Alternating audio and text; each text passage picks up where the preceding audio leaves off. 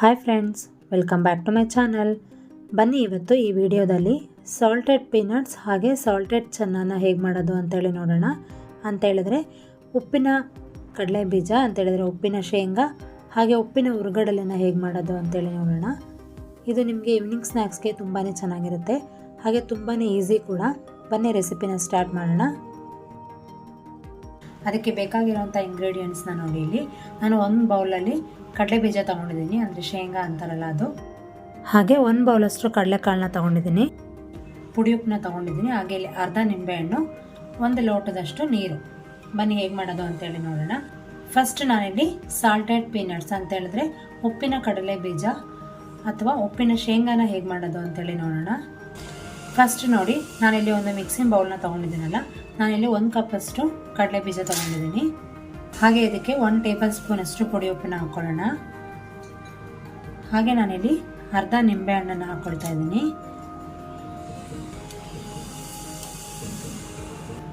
ನಂತರ 1 ಲೋಟದಷ್ಟು ನೀರು ಇಟ್ಕೊಂಡಿದ್ವಲ್ಲ ಅದನ್ನು ಇದಕ್ಕೆ ಹಾಕ್ಕೊಂಡು ಚೆನ್ನಾಗಿ ಮಿಕ್ಸ್ ಮಾಡ್ಕೋಬೇಕಾಗುತ್ತೆ. ಹೀಗೆ ಯಾಕೆ ಮಾಡೋದು ಅಂತ ಹೇಳಿದ್ರೆ ಕಡಲೆ ಬೀಜದ ಒಳಗಡೆ ಎಲ್ಲ ನೀಟಾಗಿ ಉಪ್ಪು ಇಡಿಲಿ ಅನ್ನೋ ಕಾರಣಕ್ಕೆ ಫಸ್ಟ್ ನಾವೀಗೆ ಶೇಂಗಾನ ನೆನೆಗೆ ಹಾಕ್ಕೊಳ್ತೀವಿ. ಹೀಗೆ ಚೆನ್ನಾಗಿ ಕಲಸಿ ಒಂದು ಲಿಡ್ನ ಮುಚ್ಚಿ ಇದಕ್ಕೆ ಒಂದು ಲಿಡ್ನ ಮುಚ್ಚಿ ಒಂದು 15ರಿಂದ 20 ನಿಮಿಷ ಇದನ್ನು ಹಾಗೆ ನೆನೆಯೋಕೆ ಬಿಡಬೇಕು. ನೋಡಿ, ಈಗ 15 ಮಿನಿಟ್ಸ್ ಆಗಿದೆ. ಕಡಲೆ ಬೀಜ ಕೂಡ ಸ್ವಲ್ಪ ನೆಂದಿದೆ ಅಲ್ವಾ. ಈಗ ಇದು ನೀರನ್ನ ಕಂಪ್ಲೀಟಾಗಿ ಸೋಸ್ಕೋಬೇಕು. ಹೀಗೆ ಒಂದು ಜಾಲರಿನ ತಗೊಂಡು ಪೂರ್ತಿ ಕಡಲೆ ಬೀಜನ ಸೋಸ್ಕೊಳ್ಳೋಣ. ಹೀಗೆ ನಾವು ನೆನೆಸಿಡೋದ್ರಿಂದ ನೀಟಾಗಿ ಕಡಲೆ ಬೀಜದೊಳಗೂ ಕೂಡ ಉಪ್ಪು ಸೇರುತ್ತೆ. ನೋಡಿ, ಇಷ್ಟ ಆಗಿದೆ ಅಲ್ಲ. ಈಗ ಇದನ್ನು ಹುರ್ಕೊಳ್ಳೋಣ. ಇಲ್ಲಿ ನಾನು ಒಂದು ಬಾಣಲಿನ ತಗೊಂಡಿದ್ದೀನಿ. ಬಾಣಲಿ ಸ್ವಲ್ಪ ಲೈಟಾಗಿ ಬಿಸಿ ಆಗಲಿ. ಹೀಗೆ ಬಿಸಿಯಾಗಿದ್ದ ಕೂಡಲೇ 1 ಕಪ್ಪಷ್ಟು ನಾನಿಲ್ಲಿ ಪುಡಿ ಉಪ್ಪನ್ನು ಬಳಸ್ತಾ ಇದ್ದೀನಿ. ಇದನ್ನು ಈಗ ಎಲ್ಲ ಕಡೆ ಸ್ಪ್ರೆಡ್ ಮಾಡ್ಕೊಳ್ಳಿ. ಅಂದರೆ ಫಸ್ಟ್ ಉಪ್ಪನ್ನ ಒಂದು ಸ್ವಲ್ಪ ಹೊತ್ತು ಮೀಡಿಯಂ ಫ್ಲೇಮಲ್ಲೇ ಇಟ್ಟು ಚೆನ್ನಾಗಿ ಹುರ್ಕೋಬೇಕು. ಉಪ್ಪು ಚೆನ್ನಾಗಿ ಬಿಸಿ ಆದಮೇಲೆ ನಾವು ಶೇಂಗಾನ ಹುರ್ಕೋಬೇಕು.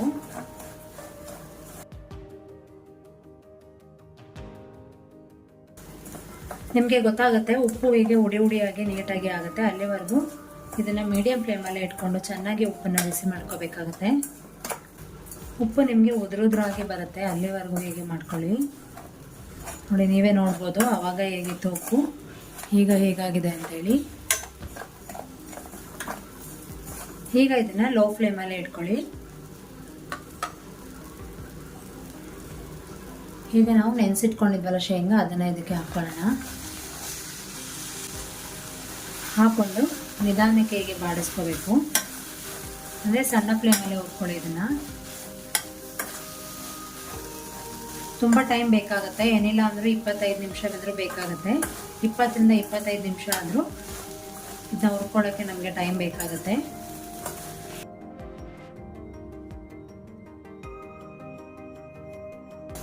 ಲೋ ಟು ಮೀಡಿಯಂ ಫ್ಲೇಮಲ್ಲಿ ಇಟ್ಕೊಂಡೇ ಹುರ್ಕೋಬೇಕು. ಆವಾಗ ನಿಮಗೆ ತುಂಬ ರುಚಿಯಾಗಿ ಬರುತ್ತೆ ಅನ್ಬೋದು ಕಡಲೆ ಬೀಜ. ಇದು ನಿಮಗೆ ಈವ್ನಿಂಗ್ ಸ್ನ್ಯಾಕ್ಸ್ಗೆಲ್ಲ ತುಂಬಾ ಚೆನ್ನಾಗಿರುತ್ತೆ. ಅಂದರೆ ಇದನ್ನ ಇನ್ಸ್ಟೆಂಟಾಗಿ ಮಾಡ್ಕೋಬೇಕು ಅಂತಿಲ್ಲ, ಮಾಡಿ ಇಟ್ಕೊಂಡು ನೀವು ಎಷ್ಟು ದಿನ ಆದರೂ ಇಟ್ಕೊಂಡು ಇದನ್ನು ತಿನ್ಬೋದು. ಮಕ್ಕಳಿಗೆ ಹೊರಗಿಂದ ಎಲ್ಲ ತಂದು ಕೊಡೋ ಬದಲು ಹೀಗೆ ಮನೇಲೇ ಮಾಡಿಟ್ರೆ ಅವ್ರು ಕೇಳಿದಾಗ ನೀವು ಇದನ್ನ ಕೊಡ್ಕೋಬೋದು. ಸೊ ಹೀಗೆ ಒಂದು ಸಲನೂ ಕೈ ಬಿಡ್ದಲೆ ನೀಟಾಗಿ ಹೀಗೆ ಹುರ್ಕೋಬೇಕಾಗುತ್ತೆ. ಹೇಳಿದ್ನಲ್ಲ, ಇದು ಸ್ವಲ್ಪ ಹುರ್ಕೊಳ್ಳೋಕ್ಕೆ ಟೈಮ್ ಬೇಕಾಗುತ್ತೆ. ಯಾಕಂದರೆ ಕಡಲೆ ಬೀಜ ಕೂಡ ಸ್ವಲ್ಪ ಹಸಿ ಇತ್ತಲ್ವ, ಇದು ನೀಟಾಗಿ ಫ್ರೈ ಆಗಬೇಕು. ಲೋ ಟು ಮೀಡಿಯಂ ಫ್ಲೇಮಲ್ಲೇ ಇಟ್ಕೊಂಡು ಮಾಡಿದ್ರೆ ತುಂಬ ಚೆನ್ನಾಗಿ ಬೇಯುತ್ತೆ. ಇಲ್ಲ ಅಂತ ಹೇಳಿದ್ರೆ ಮೇಲ್ಗಡೆ ಸಿಪ್ಪೆ ಎಲ್ಲ ಬೇಗ ಕಪ್ಪಾಗುತ್ತೆ, ಟೇಸ್ಟ್ ಇರೋದಿಲ್ಲ ಅದು.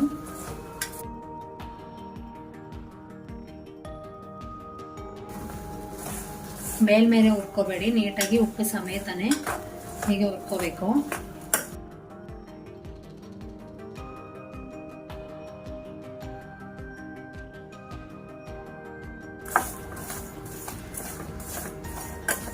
ನೋಡಿ, ಕಲರ್ ಕೂಡ ಚೇಂಜ್ ಆಗ್ತಾ ಇದೆ. ಈ ಟೈಮಲ್ಲಿ ಬೇಕಾದ್ರೆ ನೀವು ಒಂದು ಶೇಂಗಾನ ತಿಂದು ನೋಡ್ಬೋದು ಆಗಿದೆಯಾ ಇಲ್ವಾ ಅಂತೇಳಿ. ನೋಡಿ, ಸಿಪ್ಪೆ ಕೂಡ ಹೊಡ್ಕೊಳ್ತಾ ಇದೆ.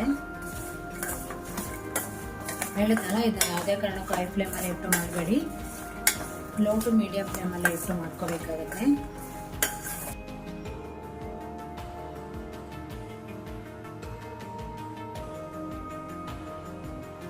ಆದಷ್ಟು ನಾವು ಲೋ ಫ್ಲೇಮಲ್ಲೇ ಹುರ್ಕೊಂಡ್ರೆ ರುಚಿ ಕೂಡ ತುಂಬಾ ಚೆನ್ನಾಗಿರುತ್ತೆ ಅನ್ಬೋದು.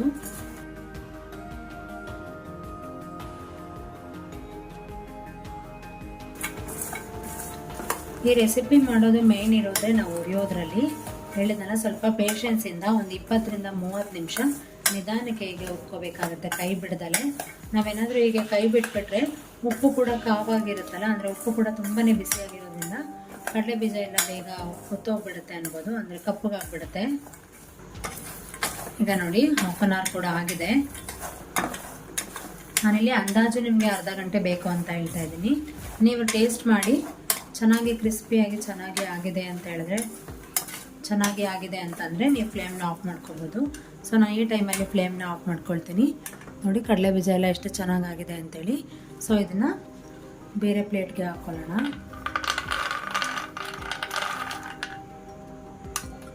ಹೀಗೆ ಉಪ್ಪನ್ನೆಲ್ಲ ಸೋಸ್ಕೊಂಡು ನಾವು ಪ್ಲೇಟ್ಗೆ ಹಾಕೋಬೇಕಾಗುತ್ತೆ. ನೋಡಿ, ಇಲ್ಲಿ ಕಡಲೆ ಬೀಜದ ಸಿಪ್ಪೆ ಎಲ್ಲ ಉಳಿದಿದೆ ಅಲ್ಲ, ನಾನು ಇದರಲ್ಲೇ ನಿಮಗೆ ಹುರ್ಗಡಲೆ, ಸಾಲ್ಟೆಡ್ ಹುರ್ಗಡಲೆ ಹೇಗೆ ಮಾಡೋದು ಅಂತ ಹೇಳ್ತೀನಿ. ನೋಡಿ, ಸಾಲ್ಟೆಡ್ ಪೀನಟ್ಸ್ ಎಷ್ಟು ಚೆನ್ನಾಗಾಗಿದೆ ಅಂತೇಳಿ. ಕಲರ್ ಕೂಡ ನೀವು ನೋಡ್ಬೋದು ಚೇಂಜ್ ಆಗಿರೋ ಅಂಥದ್ದು. ಹಾಗೆ ನೋಡಿ, ಕಡಲೆ ಬೀಜ ಕೂಡ ಎಲ್ಲ ಹೊಡ್ಕೊಂಡಿದ್ದೆ. ಹೀಗೆ ಟೇಸ್ಟ್ ಕೂಡ ತುಂಬಾ ಚೆನ್ನಾಗಿದೆ ಅನ್ಬೋದು. ಬನ್ನಿ ಈಗ ಉಪ್ಪಿನ ಹುರ್ಗಡಲೆ ಹೇಗೆ ಮಾಡೋದು ಅಂತೇಳಿ ನೋಡೋಣ. ಅದಕ್ಕೆ ನಾನು ಇಲ್ಲಿ ಒಂದು ಬೌಲ್ ತೊಗೊಂಡಿದ್ದೀನಿ. 1 ಬೌಲಷ್ಟು ಕಡಲೆಕಾಳು. ಇದಕ್ಕೆ ಸ್ವಲ್ಪ ನೀರು ಹಾಕ್ಕೊಂಡು ಹೀಗೆ ಚೆನ್ನಾಗಿ ವಾಶ್ ಮಾಡ್ಕೊಳ್ಳಿ. ಒಂದು ಜಾಲರಿನ ತಗೊಂಡು ಇದನ್ನು ನೀಟಾಗಿ ಸೋಸ್ಕೊಳ್ಳಿ. ನೋಡಿ, ನೀರು ಕಂಪ್ಲೀಟ್ ಹೀಗೆ ಎಳಿಬೇಕು. ನಂತರ ಇಲ್ಲಿ ಒಂದು ಕಾಟನ್ ಬಟ್ಟೆನ ತಗೊಂಡು ಅದ್ರ ಮೇಲೆ ಈ ಕಡಲೆಕಾಳನ್ನ ಪೂರ್ತಿ ಹೀಗೆ ಹಾರಾಕೋಬೇಕು. ಇದು ಪೂರ್ತಿ ನೀರು ಡ್ರೈ ಆಗಲಿ, ಅಲ್ಲಿವರೆಗೂ ಇದನ್ನು ಹೀಗೆ ಡ್ರೈ ಮಾಡ್ಕೊಳ್ಳಿ. ನೋಡಿ, ಇಲ್ಲಿ ಕಡಲೆಕಾಳನ್ನ ತೊಳೆದು ಒಣಗಾಕಿದ್ವಲ್ಲ, ಇದು ನೀರು ಪೂರ್ತಿ ಡ್ರೈ ಆಗಿದೆ. ಸೊ ಇದನ್ನು ಈಗ ಉಪ್ಪಲ್ಲಿ ಹೇಗೆ ಫ್ರೈ ಮಾಡೋದು ಅಂತ ಹೇಳ್ತೀನಿ ಬನ್ನಿ.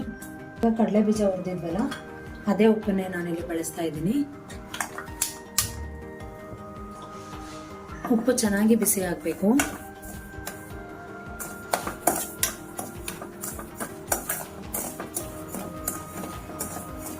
ಫಸ್ಟು ಉಪ್ಪನ್ನು ನೀಟಾಗಿ ಬಿಸಿ ಮಾಡ್ಕೊಳ್ಳಿ. ನಾನು ಆಲ್ರೆಡಿ ಕಡಲೆ ಬೀಜನ ಮಾಡಿ ಇಟ್ಟಿದ್ದೆ ಅಲ್ಲ, ಹಾಗಾಗಿ ಅದು ಸ್ವಲ್ಪ ಬಿಸಿ ಇದೆ ಆಲ್ರೆಡಿ. ಬಟ್ ಇದು ತುಂಬಾ ಬಿಸಿ ಆಗಬೇಕು ಉಪ್ಪು, ಆಗ ನಮಗೆ ಹುರ್ಗಡ್ಲೆ ಅನ್ನೋದು ಬೇಗ ಬರುತ್ತೆ.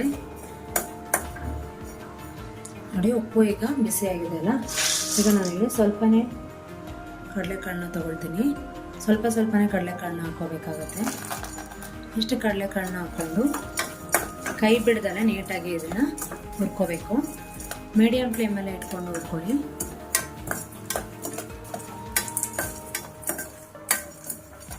ನೋಡ್ಬೋದು ನೀವಿಲ್ಲಿ ಕಡಲೆಕಾಳೆಲ್ಲ ನೋಡಿ, ಇಲ್ಲಿ ಸಿಪ್ಪೆ ಬಿಟ್ಕೊಳ್ತಾ ಇದೆ. ನೋಡಿ, ಈಗ ಆಗ್ತಾ ಇದೆಲ್ಲ, ಹೀಗಾಗಬೇಕು ಎಲ್ಲ ಕಡಲೆಕಾಳು ಕೂಡ. ಅಲ್ಲಿವರೆಗೂ ಚೆನ್ನಾಗಿ ಫ್ರೈ ಮಾಡ್ಕೋಬೇಕು. ಉಪ್ಪು ಬಿಸಿ ಇದ್ರೆ ನೋಡಿ ಬೇಗನೆ ಆಗೋಗುತ್ತೆ ಅನ್ನೋದು.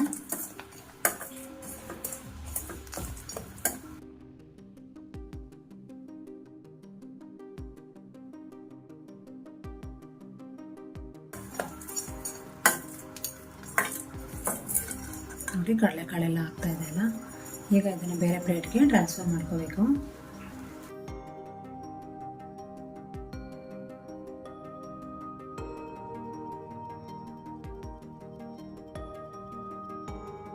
ನಾನಿಲ್ಲಿ ಸ್ವಲ್ಪ ಕಡಲೆಕಾಳನ್ನ ಹಾಕೊಂಡಿದ್ದೀನಿ. ಜಾಸ್ತಿ ಕಡಲೆಕಾಳನ್ನ ಒಟ್ಟಿಗೆ ಹಾಕೊಳ್ಳೋಕೆ ಹೋಗ್ಬೇಡಿ. ಹೀಗೆ ಉರಿತಾ ಇದ್ರೆ ಅದು ಉಪ್ಪಲ್ಲೇ ಹರಡ್ಕೊಳ್ಳುತ್ತೆ.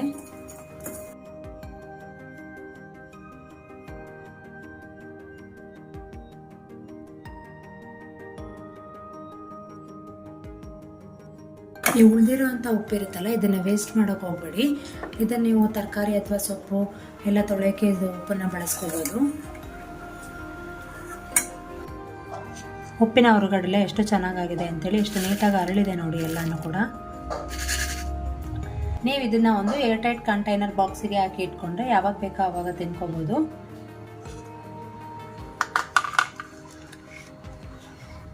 ನೋಡಿದ್ರಲ್ಲ, ಸಾಲ್ಟೆಡ್ ಪೀನಟ್ಸ್ ಹಾಗೆ ಸಾಲ್ಟೆಡ್ ಹುರುಗಡಲೆ ಅಂತ ಹೇಳಿದ್ರೆ ಉಪ್ಪಿನ ಹುರುಗಡಲೆ ಹಾಗೆ ಉಪ್ಪಿನ ಕಡಲೆ ಬೀಜ ಅಥವಾ ಶೇಂಗಾನ ಹೇಗೆ ಮಾಡೋದು ಅಂತೇಳಿ. ನಿಮ್ಮೆಲ್ಲರಿಗೂ ಈ ರೆಸಿಪಿ ಇಷ್ಟ ಆಗಿದೆ ಅಂತ ಅಂದ್ಕೊಂಡಿದ್ದೀನಿ. ನಿಮಗೆ ಏನಾದರೂ ಈ ರೆಸಿಪಿ ಇಷ್ಟ ಆಗಿದ್ರೆ ನೀವು ಕೂಡ ಇದನ್ನು ಮನೇಲಿ ಒಂದ್ಸಲ ಟ್ರೈ ಮಾಡಿ ನೋಡಿ. ಹೇಗೆ ಬಂತು ಅಂತೇಳಿ ನನಗೆ ಕಮೆಂಟ್ ಮಾಡಿ. ನಿಮ್ಮೆಲ್ಲರಿಗೂ ಏನಾದರೂ ಈ ವಿಡಿಯೋ ಇಷ್ಟ ಆಗಿದ್ರೆ ಈ ವಿಡಿಯೋಗೆ ಒಂದು ಲೈಕ್ ಕೊಡಿ. ಹಾಗೆ ನಿಮ್ಮ ಫ್ರೆಂಡ್ಸ್ ಆ್ಯಂಡ್ ಫ್ಯಾಮಿಲಿ ಮೆಂಬರ್ಸ್ ಜೊತೆ ಕೂಡ ಶೇರ್ ಮಾಡ್ಕೊಳ್ಳಿ. ಹೀಗೆ ನನ್ನ ಚಾನಲ್ಗೆ ಸಪೋರ್ಟ್ ಮಾಡ್ತಾಯಿರಿ. ಹಾಗೆ ಇನ್ನೂ ಯಾರಾದರೂ ನನ್ನ ಚಾನಲ್ನ ಸಬ್ಸ್ಕ್ರೈಬ್ ಮಾಡ್ದಲ್ಲೇ ನೋಡ್ತಾ ಇದ್ದರೆ ಪ್ಲೀಸ್ ಸಬ್ಸ್ಕ್ರೈಬ್ ಮಾಡಿಕೊಂಡು ಸಪೋರ್ಟ್ ಮಾಡಿ. Thank you for watching this video. ನಾನು ನಿಮಗೆ ನೆಕ್ಸ್ಟ್ ವಿಡಿಯೋ ಜೊತೆ ಮತ್ತೆ ಸಿಗ್ತೀನಿ. ಅಲ್ಲಿವರೆಗೂ ನಮಸ್ಕಾರ. Take care.